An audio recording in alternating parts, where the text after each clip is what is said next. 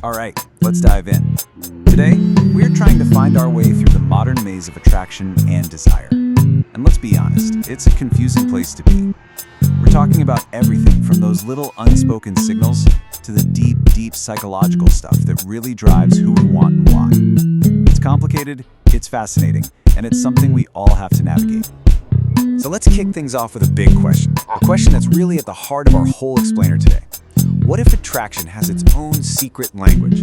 What if the most important things we communicate about desire aren't said out loud at all, but are instead whispered through hints and opportunities?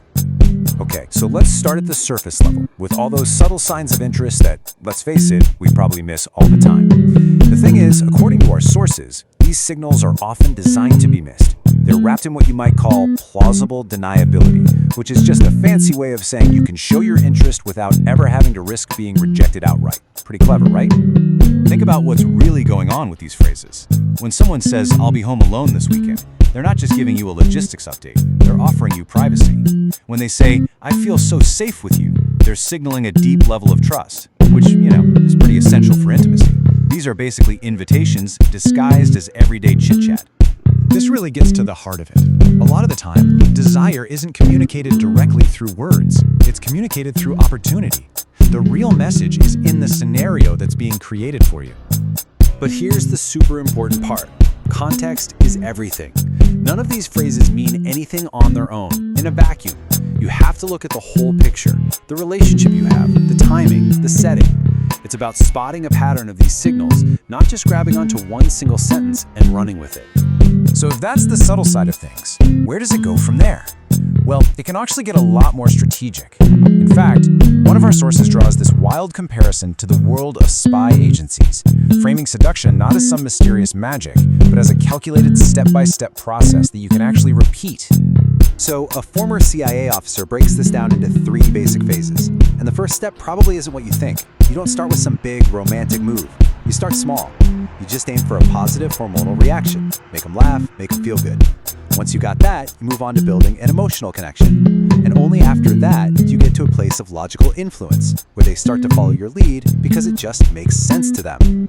This is a huge reframe, right? The initial goal isn't the whole shebang. It's not even about intimacy. Not at first. It's purely biological. The idea is to trigger a positive neurochemical response because that's what opens the door to everything that might come next.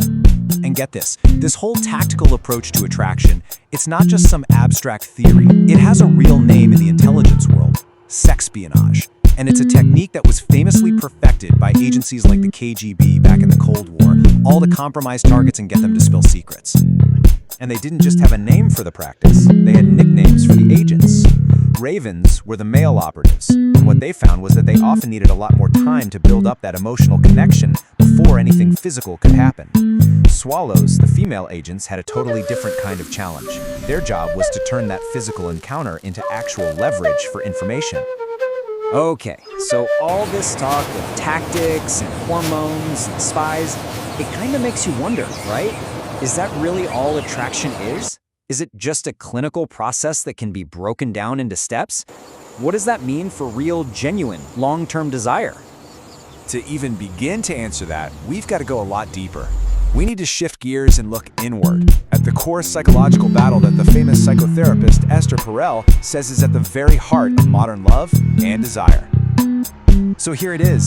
This is the central paradox of modern relationships. We are asking one single person to meet 2 totally opposite sets of needs.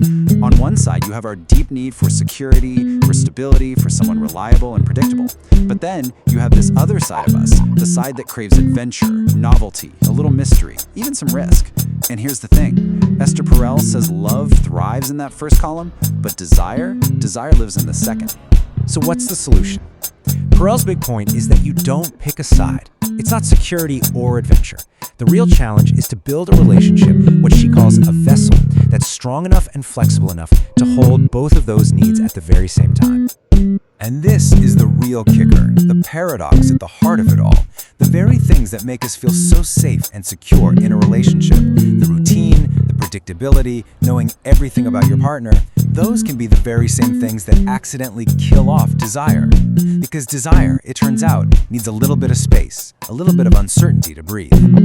So if that's the paradox, what are we supposed do about it? I mean, how do real couples actually manage this tension day to day for the long haul, especially when you've got jobs and kids and mortgages and all the routines of life?